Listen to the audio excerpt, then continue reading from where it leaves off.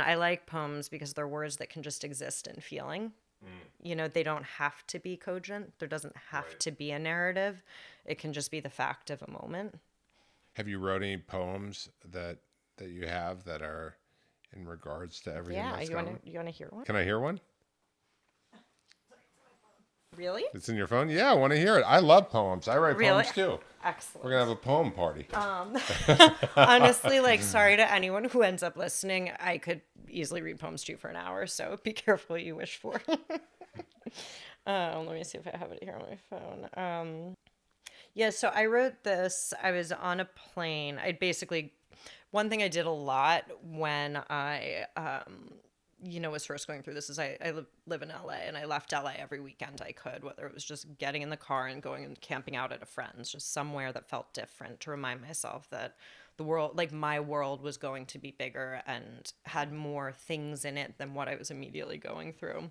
And so I was, driven up to San Francisco to stay with, my best friend. And the the day I was flying back to LA, the Attorney General's office in New York filed a civil suit in the New York Supreme Court. So this was the poem I wrote.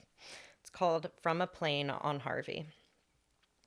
The dotted lights, like stars below, sing sharply in their wink, while Pleiades outside my window sits, stately fixed in navy sky, and crowns the last 2 days and nights for all sisters, not just several.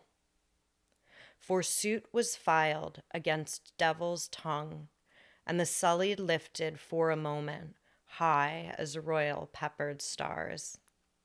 We are a constellation that needs no name, only the velvet stretch of justice, the soft bow of integrity kneeling dutifully at horizon's sprawl. 1,000 pin-pricked voices rendered truer than man's own brash electric light. And finally, the ancient sky, safe harbor once again, as witness born, moves truth abused to truth abided, moves darkest night to question day, to righteous night.